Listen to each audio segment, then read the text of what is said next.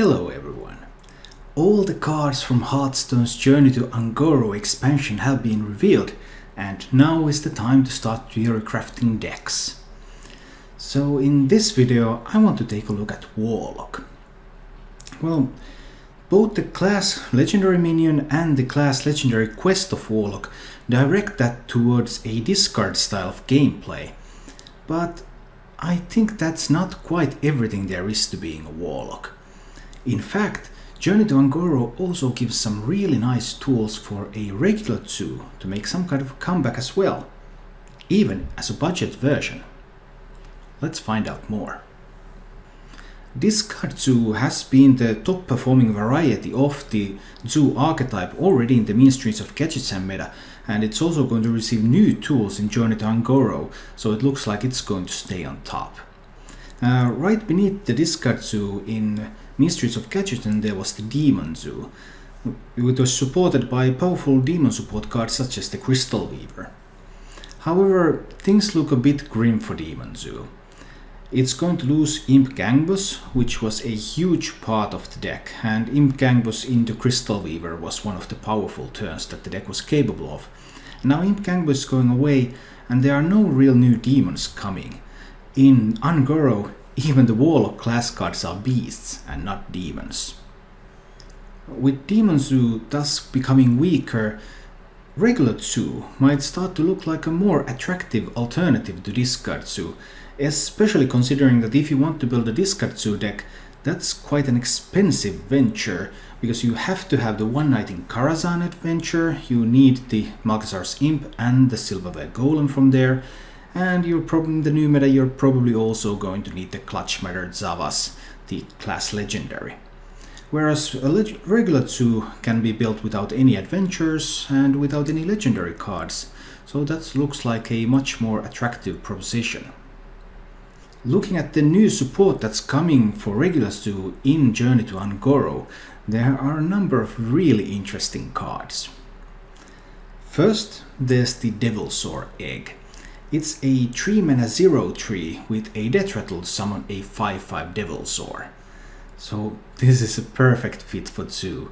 They really like these sticky tokens that they can then sacrifice and use them to generate even bigger minions. A great card for Zoo.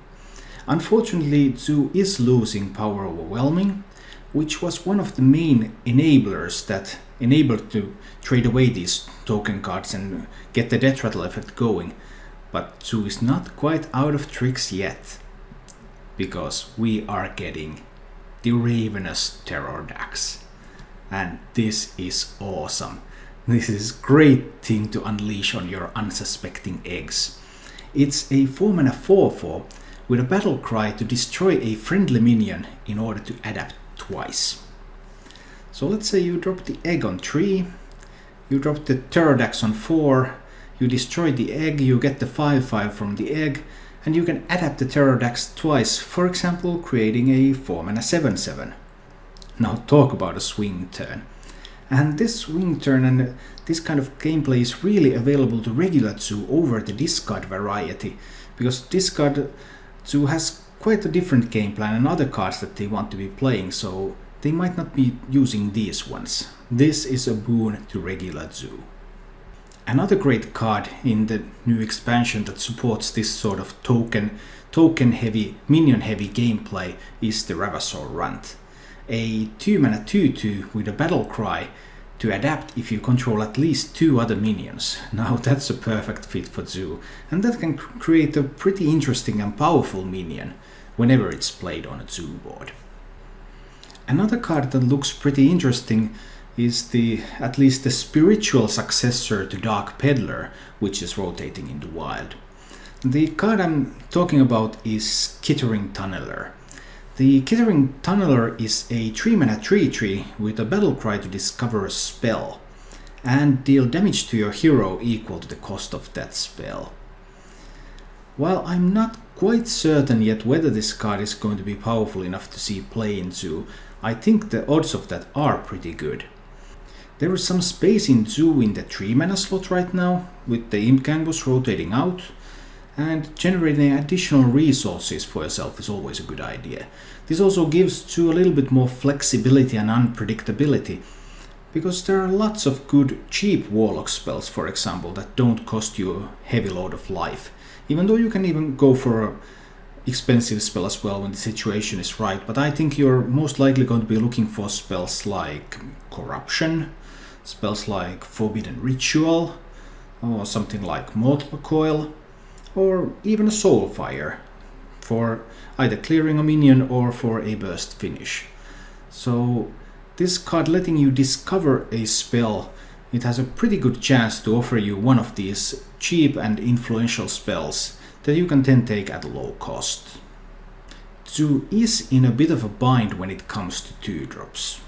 Dark Peddler is rotating out, Flame Juggler is rotating out. You don't always want to drop a Knife Juggler on 2, or you don't always want to drop a Direwolf Alpha on 2.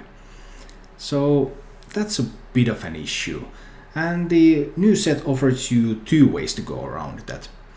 First, you could go for a Firefly, which is a 1-mana 1/2 elemental that gives you another 1-mana 1/2 elemental to your hand when you play that, so you could effectively play both of them. It's a pseudo 2-drop of a kind. Or alternatively, especially if pirates remain as popular as they are now, you could seriously play 2 copies of Golakka Crawler in Zoo. Golakka Crawler is the pirate hate card. It's a 2-mana 2/3 minion with a battle cry to destroy a pirate and gain +1/+1. So when your opponent is coming in hot with patches, you drop the Crawler and you have a 3/4 challenging their board that also destroys the biggest pirate they have played. That seems like it would give some really interesting options to Zoo. It has to be noted that the Golakka Crawler is a tech card. So it depends on the meta. Running a vanilla 2/3 stat line is not that great. But if pirates remain as popular as they are now, and it's not just Pirate Warrior, some kind of patches package is being run in lots of decks. So if that kind of gameplay continues, then running Golakka Crawler is a viable option for a 2-drop. Bringing that all together, here is a draft of what I think an Ungoro era regular Zoo build could look like. It has tokens, it's sticky, and it has some really powerful plays coming on turns 3, 4 and 5. So you have the Darkshire Councilman coming in, or you can play the Egg. You can follow that up with a Ravenous Pterrordax, or maybe you want to follow that up with a Dark Iron Dwarf or Defender of Argus. And then you also have the Doom Guards. Doom Guard is such a great card. You don't have to be running a discard Zoo archetype in order to run Doom Guard, it's good enough on its own. And with this kind of fairly low curve regular Zoo list, having that double Doom Guard at the top of your curve is a very strong choice. The list can also be adapted into a budget version rather easily. There are basically 8 key rare cards that you have to have in order to have the core of the deck. So you need 2 copies of each Knife Juggler, Devilsaur Egg, Defender of Argus and Doom Guard. But everything else in the list can be replaced with commons. So basically you can have a pretty decent deck with only 8 rares in it. The Chittering Tunneler is the most expensive card in the deck, being an epic, and it's also one that I am not completely sure of before we get to play these things, although I think it's going to be good. But you could consider replacing those even with Harvest Golems, or maybe if you have some Cabal Couriers around, that's a rare card, but still. Cabal Courier could give you a little bit more unpredictability, whereas Harvest Golem would give you more stickiness and stats. So you have some options to replace that with. And the Golakka Crawler, that pirate hate card, if the meta is wrong, it's going to be replaced anyway. And even if the meta is right, you could try to go with Fairy Dragons or Fireflies instead. So you'd end up with a budget Zoo list that is only consisting of 8 rares.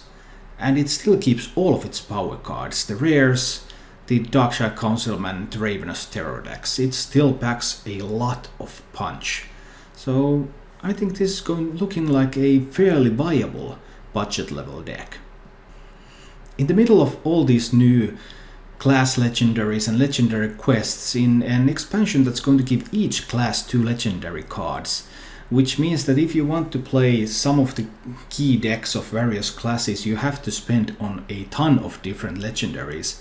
It's actually pretty nice to see that you can still also build a regular zoo list without using any legendaries, and it's even possible to cut the epics and only build a deck around rares and commons. So while there are going to be lots of legendaries needed for many of the meta decks, it's good to see that Blizzard has not completely forgotten to support the budget decks as well. That is not to say that Zoo is a bad deck. Being a budget deck doesn't mean that it's a bad deck. In fact, I think that if you're able to spend a couple of epics on this deck, whether the Chittering Tunneler is the right one or whether you need to make some other changes still once the meta is figured out, I'm not sure.